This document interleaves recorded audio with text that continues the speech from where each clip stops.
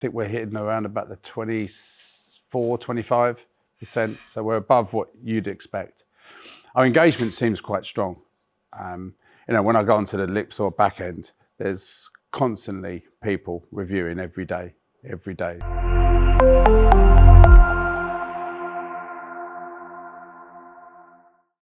I'm Ken Mills. I'm the founder of Boxfit. We started in 2005. I actually went into the sports trade in 1992. Actually, I opened my first sports shop.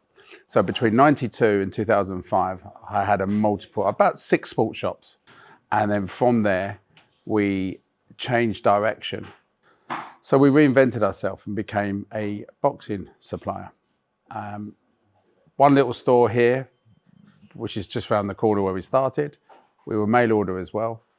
18 years later, we've now got 2 major stores, an online presence, which is run from our warehouse upstairs. It's a multi-million-pound business, just selling boxing equipment. But we do it well. You can see by our store here, we've got a huge display of products. A lot of people would approach me by email or telephone because they're into boxing. They're either a boxer or they train, so they naturally have a want to come and work with us. And I think Kev, he's a boxer, he trains, if I'm right. So that's how he got his foot in the door, and it's a nice little way of opening. It was easy, dealing from Kev and then going to onboarding. Back then we had a platform, we were BigCommerce, which we've just turned over to Shopify. I just think from day one, where it positioned itself and how it functioned on BigCommerce, where we're on, it didn't need any kind of intervention. I definitely was happy with the way it embedded itself. Just so easy to use.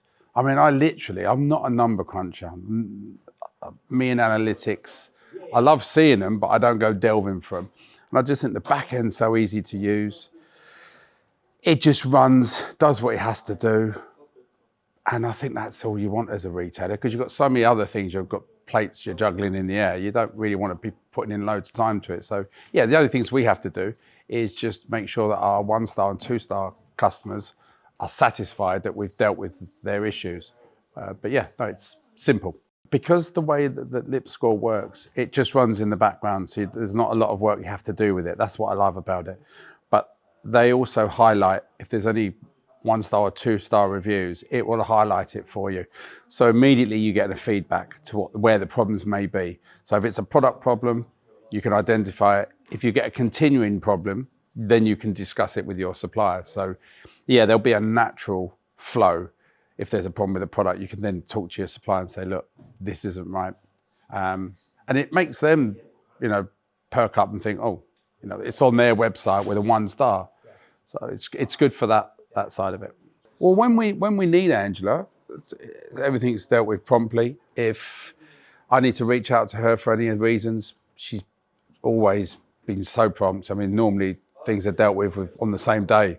So if I've got a question, she'll deal with it. I mean, I was away on holiday a couple of weeks ago and I couldn't log into my Lipscore. So I just shot her an email and said, could she do this? And she did it within hours. So you wouldn't get that with some of the other so-called bigger review centres.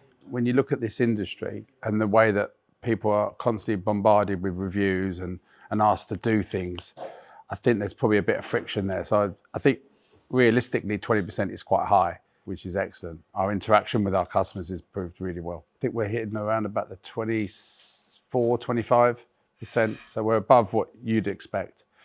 Our engagement seems quite strong.